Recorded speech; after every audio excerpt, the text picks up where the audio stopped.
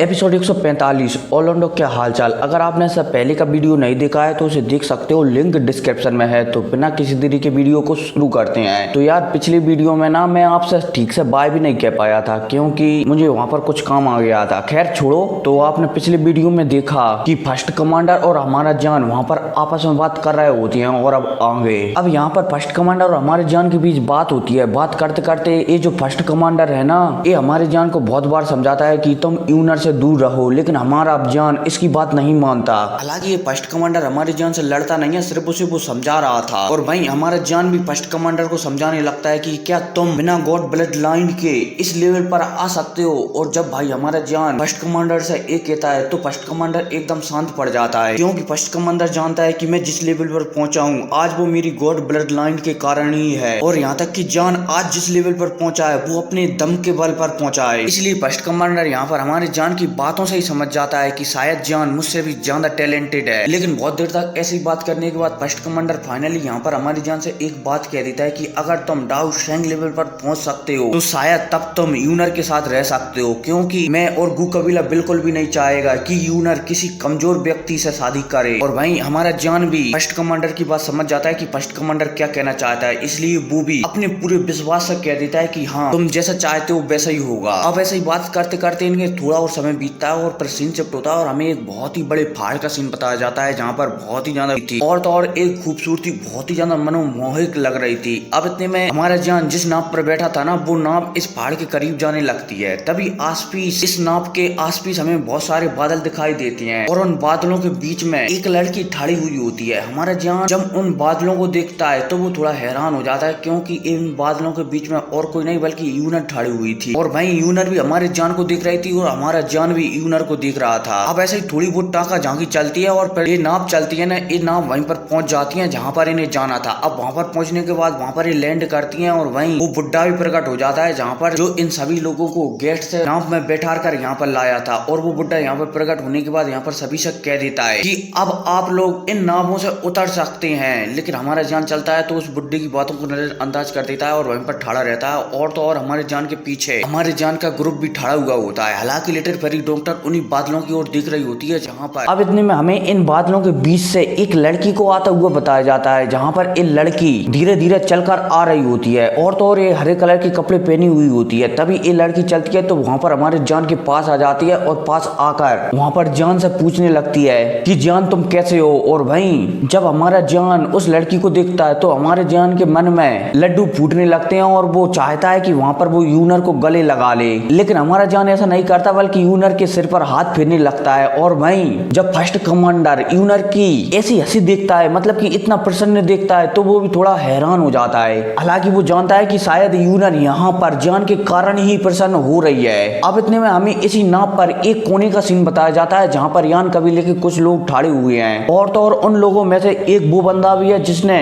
हमारे जान को स्वर्णीय मकबरे की जानकारी दी है। और तो और वहाँ पर एक लाल कपड़े पहने एक लड़की भी ठाड़ी हुई है जो हमारे जान को घूर घूर कर देख रही है। अब इतने में ये लड़की चलती है तो यहाँ पर इन तीनों बंदों से कहने लगती है कि जान के लिए इतना आसान नहीं होगा यूनर के साथ रहना, क्योंकि वर्तमान स्थिति में जियो कबीला पूरी तरह से नष्ट हो गया है। इसलिए मुझे नहीं लगता कि जान कभी यूनर के साथ रह पाएगा। लेकिन इस लड़की की इस बात पर ये बंदा था ना जो सफेद कलर के कपड़े पहने हुए था, ये इस लड़की से कहने लगता है कि तुम्हें ऐसा नहीं सोचना चाहिए। मैंने उस लड़के को देखा है, मतलब कि जान को देखा है, वो बहुत ही ज्यादा काबिल है। और तो और बिना गॉड ब्लड लाइन के इस लेवल पर पहुंचना कोई साधारण व्यक्ति तो कर ही नहीं सकता, इसलिए हमें उसे बिल्कुल भी कमजोर नहीं समझना चाहिए। और भाई साहब ये आदमी है ना जो इस लड़की से हमारे जान के बारे में ये सब कुछ कह रहा है, ये भाई साहब बहुत ही ज्यादा चालाक है। हालांकि ये हमारा जान का दोस्त ही रहेगा, दोस्त नहीं बल्कि दोस्त से भी और अच्छा ही मान सकते हो आप, ठीक है। अब इसी के साथ सीन शिफ्ट होता है और फिर हमें दोबारा से जान को बताया जाता है जहाँ पर जान और यूनर आपस में बात कर रहे होते हैं और फर्स्ट कमांडर उन दोनों को ऐसा बात करते हुए देख रहा होता है। हमारा जान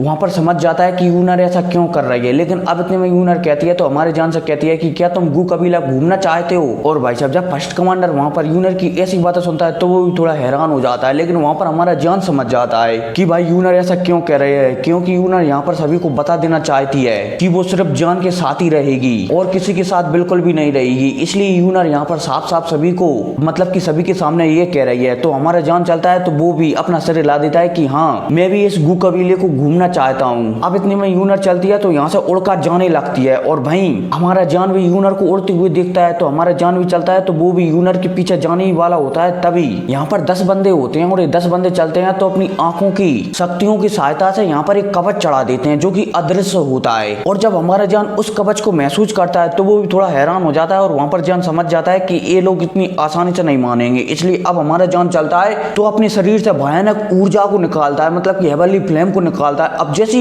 ये हेवनली फ्लेम निकलती है तो यहाँ का तापमान बहुत ही ज्यादा बढ़ जाता है और तापमान बढ़ने के कारण ये हेवनली फ्लेम चलती है तो सीधा उस आंखों के बने कवच से टकरा जाती है। अब जैसी हमारे जान की हेवनली फ्लेम उस आंखों वाले कवच से टकराती है तो वो आंखों वाला कवच वहां पर चूर चूर कर नष्ट हो जाता है। और भाई साहब जब यान कबीले की वो लड़की जो लाल ड्रेस पहनी हुई थी वो हमारे जान की हेवनली फ्लेम की पावर देखती है तो वो भी थोड़ा हैरान हो जाती है कि ये हेवनली फ्लेम बहुत ही ज्यादा पावरफुल है। और भाई जब यूनर उन 10 बंदों को अपनी आंखों के द्वारा कवच बनाती हुई देखती है तो वहां पर यूनर भी गुस्सा हो जाती है। इसलिए वो तुरंत हमारे जान के पास आ जाती है और हमारे जान से पूछने लगती है कि तुम्हें कुछ हुआ तो नहीं। तो हमारे जान मना कर देता है। लेकिन अब इतने में यूनर चलती है तो इन सदस्य बंदों को डांटने लगती है कि तुम लोग क्या कर रहे हो, तुम क्या गू कबीले के मेहमानों को अपमानित करना चाहते हो? क्या तुम चाहते हो कि गू कबीला सबके सामने मजाक बनकर रह जाए? और भाई साहब जब यूनर की वो 10 बंदे ऐसी बातें सुनते हैं तो वो भी थोड़ा शॉक्ड हो जाते हैं। लेकिन अब इतने में इन 10 बंदों में से एक बंदा यूनर से कहता है कि हम अपने आप पर काबू नहीं रख पाए क्योंकि मैंने सुना है कि जियान बहुत ही ज्यादा पावरफुल है, इसलिए मैं सिर्फ उसका टेस्ट लेना चाहता था कि जियान कितना ज्यादा पावरफुल है। लेकिन यूनर चलती है तो उसकी बातों को नजरअंदाज कर देती है और जान की ओर मुड़कर उससे पूछने लगती है कि जान तुम्हें कुछ हुआ तो नहीं? और भाई हमारा जान नाम से रिला देता है। लेकिन अब इतने में जान समझ जाता है कि यूनर उससे उसे ढूंढने के लिए, मतलब कि उसके कबीले में आने के लिए मना क्यों करती थी जब तक तुम पावरफुल ना हो जाओ। और भाई यूनर भी इशारों में हमारे जान से यही कह रही होती है। अब इतने में सीन शिफ्ट होता है और फिर हमें एक और, मतलब कि यहाँ से थोड़ी दूरी पर एक पहाड़ी थी, वहां का सीन बताया जाता है। वहां पर एक पहाड़ी पर एक बंदा खड़ा हुआ था और तो और एक बंदा दिखने में भी बहुत अच्छा था और तो और इसके बाल इसकी आंखों के सामने आ रहे थे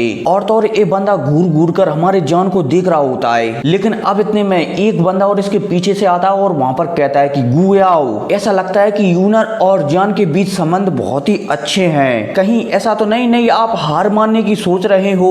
और चांदी के कपड़े पहने जब इस आदमी की बात गुयाओ सुनता है तो वो कुछ सोचने के बाद इस चांदी की पोशाक वाले कपड़े पहने आदमी से कहता है कि जान कू कबीले से नहीं है, इसलिए वो यूनर के साथ नहीं रह सकता। और तो और इस बात को कहते समय गुयाओ की बात बहुत ही सख्त थी, मतलब कि आवाज बहुत ही सख्त थी और तो और ऐसा लग रहा था मानो वो एकदम भावहीन हो। लेकिन इतने में इस चांदी के कलर के कपड़े पहना आदमी एक बार और गुयाओ से पूछने लगता है कि अगर उसने यहाँ से जाने से इनकार कर दिया तो?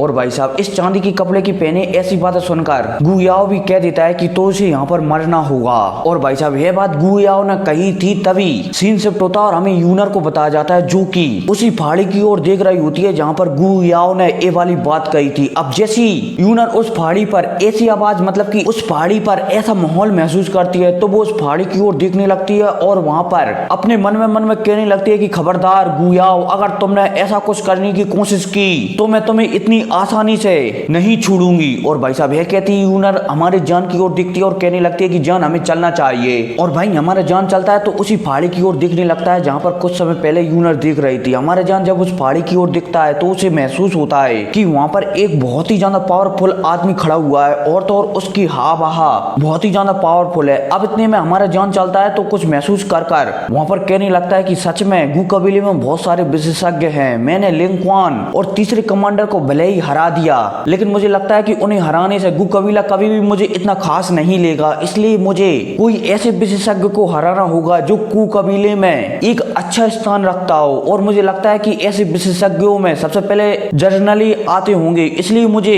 एक ऐसे जर्नल को हराना होगा जो बहुत ही ज्यादा पावरफुल है, तभी मैं गू कबीले के सामने अपना सम्मान रख पाऊंगा और तभी गू कबीला मुझे थोड़ा बहुत सीरियस ले सकता है। और भाई साहब यह बात सोचकर हमारा जान वहां से चला जाता है और भाई यूनर भी हमारी जान को वहां से ले जाती है। अब सीन शिफ्ट होता है और हमें दोबारा से इसी पहाड़ी का सीन बताया जाता है जहां पर ये दोनों आपस में बात कर रहे होते हैं। ये चांदी की कलर के कपड़े पहना आदमी गुयाओ से कहता है कि वो, मतलब कि जान तुमसे लड़ना चाहता है। और भाई गुयाओ भी समझ जाता है कि जान सच में उससे लड़ना चाहता है। लेकिन अब इतने में गुयाओ चलता है तो यहाँ पर इस चांदी के कलर के कपड़े पहने आदमी से कहने लगता है कि कल ब्लड सेरेमनी होने वाली है और मैं कल किसी को भी चुनौती दे सकता हूँ। मुझे पता है कि यूनर मेरी चुनौती से थोड़ा परेशान होगी और मुझसे नाराज होगी, लेकिन वो इस बात को भविष्य में जरूर समझ जाएगी। और यहीं ये चांदी की कलर के कपड़े पहना जब गुयाओ की ऐसी बातें सुनता है तो वो गुयाओ से कहने लगता है कि तुम्हें भी शायद जान से थोड़ा संभल कर रहना चाहिए, क्योंकि जान जितना नॉर्मल दिखता है उतना है नहीं। और भाई साहब यह कहती ही इस चांदी के कलर के कपड़े पहने आदमी की हंसी गूंज जाती है और वहां पर धुंधली परछाई में बनकर गायब हो जाता है। अब इतने में सीन शॉट होता है और हमें जान और यूनर को बताया जाता है जो कि कहीं पर जा रहे होती हैं। यूनर चलती है तो वो जान को किसी ऐसे स्थान पर नहीं ले जाती जो कि गू कबीले ने मेहमानों के लिए अरेंज किया है, बल्कि यूनर चलती है तो जान को एक बहुत ही ज्यादा बड़ी पहाड़ी के ऊपर ले आती है जहां पर एक बांस का घर बना हुआ था। अब जैसे ही यहाँ पर हमारी यूनर और जान पहुंचते हैं तो हमारी जान को वहां पर दिखता है कि वहां पर एक बूढ़ा आदमी खड़ा हुआ है। ये और कोई नहीं बल्कि ये होता है लिंग इन, और ये वही आदमी होता है जिसने हमारे जान को उस धोती चोर से बचाया था। मतलब कि आज से 10 साल पहले उस धोती चोर से बचाया था यम साम्राज्य में। ठीक है, अब यहाँ पर इन सभी के बीच में बात होती है ऐसा वैसा जे वो लिंग चलता है तो हमारी जान से कहने लगता है कि उन्होंने तुम्हारा बहुत ही ज्यादा इंतजार किया है और तो और उन्होंने बहुत सारे वर्ष अपनी ट्रेनिंग में बिताए हैं ताकि वो तुम्हारे साथ रह सके, और तो और उन्होंने अपने स्थान को भी बहुत ही तेजी से बढ़ाया है ताकि वो गू कबीले के बुजुर्गों के बीच में अपना स्थान को बढ़ा सके और आपके साथ रह सके। मतलब कि सीनियर लिंग चलते हैं, मतलब कि बूढ़े लिंग चलते हैं तो यहाँ पर जान को सारी बातें बताने लगते हैं। और भाई जब यूनर मतलब कि जब हमारी यूनर सीनियर लिंग को ऐसा करते हुए देखती है, मतलब कितना बोलते हुए देखती है, तो वो गुस्से में उन पर चिल्ला जाती है, जिस वजह से सीनियर लिंग वहां पर चुप पड़ जाते हैं। लेकिन इतने में सीनियर लिंग वहां पर हमारी यूनर से कहते हैं कि ये बूढ़ा आदमी एक बार जब बोलना स्टार्ट करता है तो अपनी जुबान पर काबू नहीं रख पाता है। अब इतने में यूनर चलती है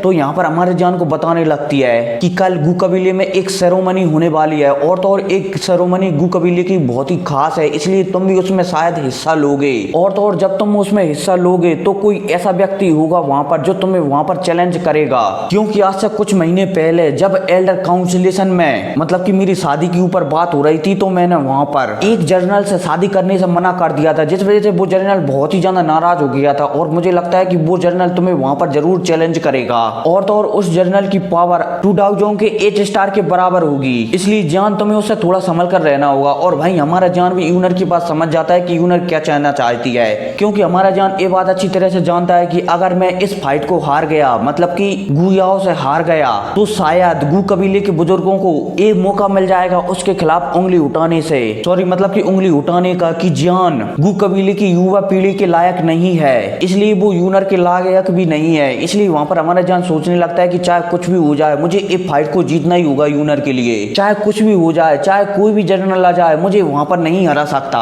मतलब कि हमारा जान चलता है तो यहाँ पर प्रण कर लेता है कि चाहे कुछ भी हो जाए मैं उस फाइट को जीत कर ही रहूंगा, जो भी मुझे वहां पर मतलब कि गू समारोह में मुझे चैलेंज करेगा। अब इसी के साथ सीन शिफ्ट होता है और हमें रात का सीन बताया जाता है। हमें रात का सीन बताया जाता है कि गू क्षेत्र में बहुत ही ज्यादा तारे चमक रहे हैं और तो और उस पहाड़ी से बहुत बड़ा एक हॉल भी दिखाई दे रहा है। अब इतने में एक हमें सफेद आवृत्ति को बताया जाता है जो कि हरी आवृत्ति के पास आकर बैठ जाती है। अब इतने में हमें सफेद आवृत्ति का चेहरा बताया जाता है जो कि और कोई नहीं बल्कि लिटिल पेरी डॉक्टर होती है। अब इतने में लिटिल पेरी डॉक्टर चलती है तो यहाँ पर यूनर से कहने लगती है कि गू क्षेत्र भी बाहरी दुनिया से अलग नहीं है। और भाई यूनर भी लिटिल पेरी डॉक्टर की ऐसी बातें सुनकर वहां पर यूनर भी कहने लगती है हाँ ये बिल्कुल भी अलग नहीं है, लेकिन आपको जो पर्वत दिख रहा है ना ये बहुत ही ज्यादा खास है। हर साल कई लोग मतलब कि गू क्षेत्र के कई लोग इस पर्वत पर आते हैं इस उम्मीद में कि उनके बच्चे के पास अच्छा ब्लड लाइन हो ताकि उसे गू क्षेत्र में और भी ज्यादा ऊंचा स्थान मिल सके रहने के लिए। और तो और कई लोग यहाँ पर इस उम्मीद में आते हैं लेकिन उन्हें ये उम्मीद नहीं मिलती तो वो इसी पहाड़ से गायब हो जाते हैं, मतलब कि टिल हो जाते हैं। और तो और एक गू क्षेत्र लगातार और भी ज्यादा वीरान होता जा रहा है। और भाई जब पॉइजन गर्ल यूनर की ऐसी बातें सुनती है तो पॉइजन गर्ल भी वहां पर कहने लगती है कि ये तो होना ही था, क्योंकि गू कबीला हमेशा पावर के पीछे भाग रहा है इसलिए वो इस तरह की उदासीन स्थिति में आ गया है। और भाई यूनर भी पॉइजन गर्ल की बात समझ जाती है कि पॉइजन गर्ल क्या कहना चाहती है। लेकिन अब यूनर चलती है तो यहाँ मतलब कि गू क्षेत्र के मामले को ज्यादा नहीं बढ़ाती, वो पॉइजन गर्ल से कहने लगती है कि तुम्हारा बहुत बहुत धन्यवाद इतने सालों तक जान का ख्याल रखने के लिए। और वहीं हमारी लिटिल पेरी डॉक्टर भी कह देती है कि तुम्हें ऐसा कहने की कोई भी जरूरत नहीं है, मुझे जियान के साथ रहना अच्छा लगता है और तो और मुझे उसकी मदद करना भी अच्छा लगता है। अब यूनर और लिटिल पेरी डॉक्टर के बीच ऐसी बातें चलती रहती हैं, लेकिन अब इतने में लिटिल पेरी डॉक्टर चलती है तो उसे एक बात याद आ जाती है और वो यूनर से झिझकती हुए वो बात कहने लगती है कि आपको जियान के बारे में पता है, मतलब कि मैं वो बात करना चाहती हूँ, मतलब कि मैं कायलीन के बारे में बात करना चाहती हूँ। और जब वहां पर यूनर पॉइजन गर्ल के मुंह से कायलीन मतलब कि क्वीन मेडुसा का नाम सुनती है तो वो थोड़ा हैरान हो जाती है और वो लिटिल पेरी डॉक्टर से कहने लगती है कि हाँ मुझे उस बारे में पता है। और वहीं जब लिटिल पेरी डॉक्टर यूनर की ऐसी बातें सुनती है तो वहां पर लिटिल पेरी डॉक्टर भी थोड़ा हैरान हो जाती है और वो यूनर से पूछने लगती है कि तब तुम्हें उस बारे में पता है तो तुम इतनी अज्ञात क्यों बनती हो। और वहीं यूनर चलती है तो लिटिल पेरी डॉक्टर से कहने लगती है तो मैं क्या करूं, मैं जान से कहूं कि वो जाकर कायलीन को मार दे या फिर मैं उससे दूर हो जाऊं। मैंने इस बारे में बहुत सोचा कि मैं क्या करूं और तो और इन बातों से मेरा सिर भी दर्द करने लगा था और भला मैं जान की गलतियों का पश्चाताप मैं क्यों करूं। मैं उसका इंतजार कर रही हूं कि जान खुद आकर मुझे इस बारे में बताए, तब मैं उसे बताऊंगी कि किसी को धोखा देना क्या होता है। मैं उसे बताऊंगी कि जो उसने मेरे साथ किया है वो उसे बिल्कुल भी नहीं करना चाहिए। खैर इन सभी बातों को छोड़ो, हम इनके बारे में बाद में बात करेंगे। मुझे उम्मीद है कि तुम भविष्य में भी जान की मदद करती रहोगी और मेरे ख्याल से अब तुम्हें आराम करना चाहिए क्योंकि कल गू कबीले की सेरेमनी है और तुम्हें शायद उसमें थोड़ी बहुत जान की मदद करनी पड़ सकती है। और भाई ये कहती ही सीन शिफ्ट होता है और फिर हमें सुबह का सीन बताया जाता है जहाँ पर एक तंबू लगा हुआ है। अब इतने मतलब कि एक बांस का घर है। अब बांस के घर का दरवाजा खुलता है और इस दरवाजे के अंदर से हमारा जान बाहर निकल कर आता है। अब जैसे हमारा जान बाहर निकल कर आता है तो उसे सामने यूनर खड़ी हुई दिखाई देती है। जैसे ही यूनर हमारे जान को दिखती है तो उसके चेहरे पर मुस्कुराहट आ जाती है। अब इतने में यूनर चलती है तो हमारे जान के पास आती है और हमारे जान के कपड़ों को झटकारने लगती है क्योंकि हमारे जान के कपड़ों पर कुछ सलह पड़ी हुई थी। और वहीं जब हमारा जान यूनर को अपने आप को इस तरीके से टच करता हुआ देखता है तो हमारा जान भी थोड़ा बहुत वहां पर शर्माने लगता है। और वहीं यूनर भी जान से कह देती है कि क्या तुमने पूरी तरह से आराम कर लिया है, चलो अब चलते हैं क्योंकि गू सेरेमनी शुरू होने वाली है। अब यह कहती यूनर चलती है तो वहां पर कुछ इशारा करती है और उसके इशारा करते ही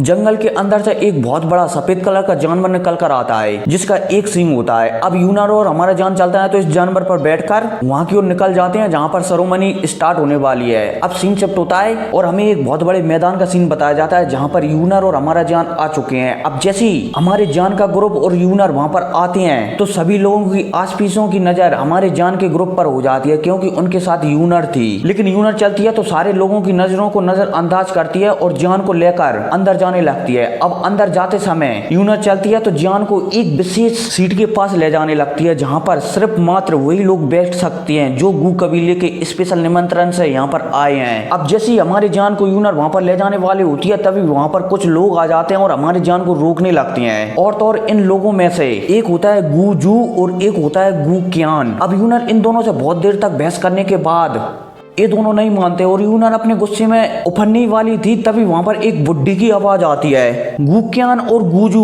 आप दोनों कितने बेशर्म हैं जो आप एक युवा पीढ़ी को धमका रहे हैं। क्या आपको लगता है कि आप मेरी जीनन अकेडमी के लोगों को परेशान कर सकते हैं? क्या तुम्हें लगता है कि मैं तुम्हारे इस स्वभाव को माफ कर दूंगा? और वहीं जब हमारा जान इस आवाज को सुनता है तो वो थोड़ा हैरान हो जाता है क्योंकि ये आवाज हमारे जान को सुनी भाई लग रही होती है। और वहीं जब गुक्यान और गुजू ये वाली आवाज सुनते हैं तो वहां पर वो कहने लगते हैं मांग ट्यांग ची। अब जैसे इन दोनों के मुंह से ए वाला नाम निकलता है तो यहाँ पर एक पोर्टल ओपन होता है और इस पोर्टल से एक बुड्ढा बाहर निकल कर आता है। अब जैसे ये बुड्ढा बाहर निकल कर आता है तो ये बिना कुछ सोचे समझे इन दोनों पर हमला कर देता है। अब जैसे ये दोनों ये देखते हैं कि सामने वाले बुड्ढे ने उन पर हमला कर दिया है तो ये थोड़ा हैरान हो जाते हैं और ये भी थोड़ा पीछे हट जाते हैं और ये भी अपनी शक्तियों से उस हमले को रोकने लगते हैं। अब जैसे ये हमला आपस में रोकता है तो वहां पर एक छोटा सा धमाका होता है और ये दोनों पीछे उठ जाते हैं। अब इतने में ये बुड्ढा जो अभी आया था जिसका नाम मांग ट्यांग ची होता है ये हमारे जान के पास आता है। और भाई जब हमारे जान इस बुड्ढे को दिखता है तो वो थोड़ा हैरान हो जाता है क्योंकि ये और कोई नहीं बल्कि ये वही होता है, मतलब कि वही बुड्ढा होता है जिससे हमारा जान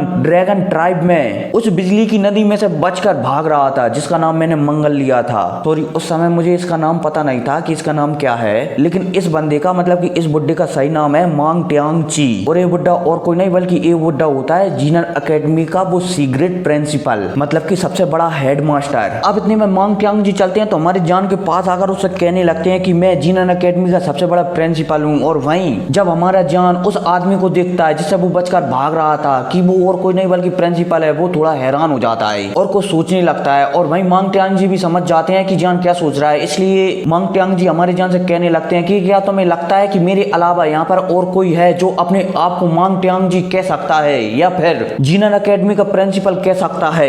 मैंने तुम्हें उस समय पहचाना नहीं था जब तुम मुझसे वहां से बचकर भाग रहे थे। हालांकि मुझे सुक्यान ने कई बार संदेशा भिजाया था कि मैं तुम्हारा सेंटर फ्लेम में रक्षा करूं, लेकिन शायद मैं तुम्हें उस समय पहचान नहीं पाया था। लेकिन अब कोई बात नहीं, अब यहाँ पर तुम्हारी रक्षा मैं करूंगा, इसलिए तुम्हें इस बात की चिंता करने की कोई भी जरूरत नहीं है। और वहीं जब हमारा जान मांग टियांग जी की ऐसी बातें सुनता है तो वो वहां पर मुस्कुराने लगता है कि ये अभी अभी बुड्ढा आया है और अपने आप को हेडमास्टर बता रहा है। मुझे ऐसा लग रहा है कि ये एक डाकू है और ये अभी अभी अपनी डाकू वाले घोंसले से बाहर निकल कर आया है। और वहीं हमारी यूनर जो थोड़े बहुत सदमे में चली गई थी वो भी अपने सदमे से बाहर आती है और वहां पर हेडमास्टर को प्रणाम वगैरह करने लगती है, मतलब कि धन्यवाद वगैरह देने लगती है। लेकिन मांग टियांग जी चलते हैं तो यूनर के धन्यवाद को नजरअंदाज कर देते हैं और वहां पर जान और यूनर को देखने लगते हैं। अब जैसे ही वो जान और यूनर को वहां पर एक साथ खड़ा हुआ देखते हैं तो वो थोड़े हैरान हो जाते हैं और वो वहां पर कहने लगते हैं कि अब मुझे पता चला कि गू कबीले की युवा पीढ़ी तुम दोनों को परेशान क्यों कर रही है, क्योंकि जान तुमने गू कबीले के सबसे उत्कृष्ट फूल को पकड़ा है, जिस वजह से गू कबीले की युवा पीढ़ी में जलन के भाव भर गए हैं, इसलिए वो तुमको परेशान कर रहे हैं। और हाँ, इसी परेशानी के साथ ये एपिसोड भी खत्म हो जाता है। तो मिलते हैं अगली वीडियो में, तब तक के लिए टेक केयर एंड बाय।